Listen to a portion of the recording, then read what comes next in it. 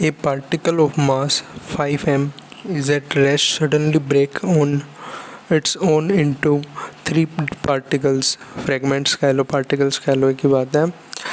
2 fragments of mass m each moves along a mutually perpendicular direction with velocity v, velocity speed each. The energy released during the processes. Okay, तो देखते हैं. जैसे कि जिसने क्या दे रखा है, जो 10th क्वेश्चन है, 10th एक ऐसे बॉल थी, क्या था, बॉल लगा लो, एक पार्टिकल था जिसका मास था 5m, इनिशियली रेस्ट पे थी. Okay, u is equal to 0. अगर रेस्ट पे था u 0 होगा, यानी कि इनिशियल वेलोसिटी.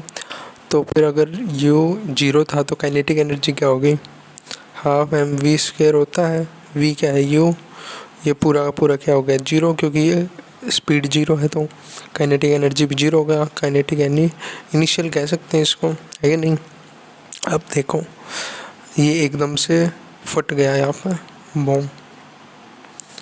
ठीक है, तो एक इस साइड गया, ऊपर की साइड, एक इस साइड गया, एक पार्टिकल.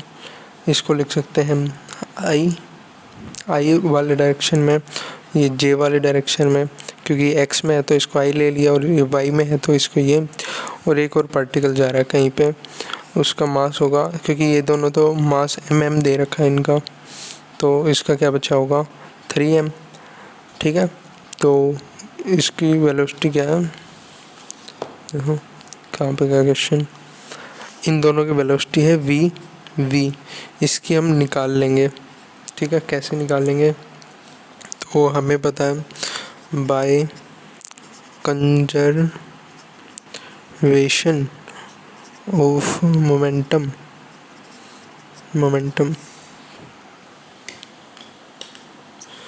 हमें पता है कि m1 u1 is equal to, इसको m2 ले लेते हैं, इसको m3, इसको m4 ले लेते हैं. तो m2 u2 प्लस के m3 u3 प्लस के v ले लेंगे. इसको फाइनल, मतलब फाइनल वाले को हम जनरली v से डिनोट करते हैं, इसको भी m3 v3. और यहाँ पे ये 0 था तो ये तो 0 हो गया पूरा. इक्वल में जो m है, m2 क्या है, m, और u क्या है, m2 ये वाला था ना, तो u को v दे रखा है u. और इसकी डायरेक्शन क्या है, j से डिनोट कर देंगे इसको साथ में. और पोजीशन वेक्टर लगा दिया हमने साथ में. m3 क्या है, m, और v क्या है, v का v. इसका पोजीशन वेक्टर क्या होगा, x की डायरेक्शन में लग रहा है तो i, प्लस के m3 क्या है, 3m, और v हमें निकालना है. तो इसको इस साइड ले जाएंगे तो क्या हो जाएगा, माइनस के 3m v, है कि नहीं. और इक्वल टू, इन दोनों में से क्या निकाल ले सकते हैं हम, कॉमन. m v कॉमन निकाल लिया तो क्या बच जाएगा, j प्लस के i कैप, है कि नहीं. और हमें बताया कि अगर इनका परपेंडिकुलर सम करेंगे तो क्या होता है, अगर यहाँ पे 1 और 1 रह गया ना, अब अगर m v कॉमन निकाल लिया तो 1 और 1 इनका सम क्या होता है, x का स्क्वायर प्लस के y का स्क्वायर प्लस के 2 cos थीटा. और थीटा क्योंकि 90 है तो ये क्या हो गया, 0, x 1, और ये यहाँ पे अगर 1 है तो 1 का स्क्वायर, और y में भी 1 है, 1 का स्क्वायर क्या हो जाएगा, 1. तो √2 आ गया. इसको क्या लिख सकते हैं, m v √2, और m से ये m गया, माइनस के 3v इज इक्वल टू क्या बच गया, v √2, v क्या आ गया, माइनस के v डैश से डिनोट कर लेते हैं इसको, इस वाली इसको, इसकी. ठीक है, इसकी वेलोसिटी को v डैश से, v डैश क्या आ गई, v √2/3.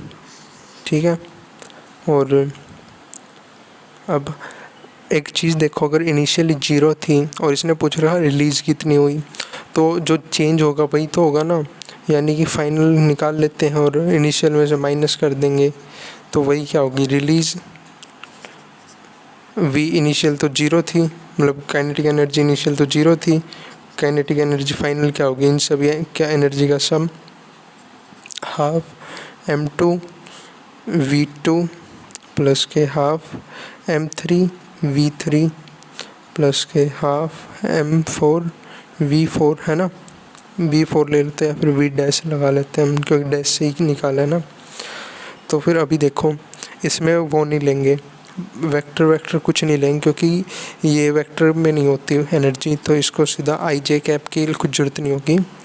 हाफ एम क्या है, m2 क्या है, एम वी वैसा का वैसा प्लस के हाफ एम वी प्लस के हाफ इंटू में 3m स्क्वायर भी करना था यार, स्क्वायर कैसे भूल गया, स्क्वायर और 3m वी डैश का स्क्वायर करेंगे तो वी का स्क्वायर अंडर रूट का मतलब अंडर रूट 2 था ना, अंडर रूट 2 का स्क्वायर करेंगे तो इंटू में 2 और 3 नीचे था, 3 लिख देंगे इसको, ये 3 से 3 गया तो यहाँ पे क्या बचा, ये दोनों इनको दोनों को मतलब ऐसे ऐड करेंगे तो क्या हो जाएगा, सिर्फ एक एम वी हो जाएगा, half M V square plus के हाफ एम वी स्क्वायर करेंगे तो क्या बच जाएगा, हाफ एम वी स्क्वायर बच जाएगा ना, तो प्लस के हाफ एम क्योंकि इस 3 से हमने 3 काट दिया था तो क्या बच गया यहाँ पे वी स्क्वायर इंटू में 2 बाय में 3 और इस 2 से 2 गया तो क्या बच गया एम वी स्क्वायर प्लस के एम वी स्क्वायर बाय 3, इसको यहाँ पे ऐसे ही कर देंगे, चलो एलसीएम ले दिया, अगर यहाँ पे 3 से मल्टीप्लाई कर दिया यहाँ पे भी 3, ये नीचे वाला कॉमन हो गया, डिनोमिनेटर कहते हैं इसको, और यहाँ पे 3mv स्क्वायर प्लस के एक एम वी स्क्वायर क्या हो जाएगा 4mv स्क्वायर, ये आ गई टोटल एनर्जी, टोटल मतलब जो रिलीज़ हुई ये काइनेटिक एनर्जी फाइनल थी, और काइनेटिक एनर्जी फाइनल ये है और इनिशियल जीरो थी, तो जो डेल्टा चेंज हुआ डेल्टा के जिसको कहते हैं चेंज जो हुआ वही तो रिलीज़ हुई होगी ना।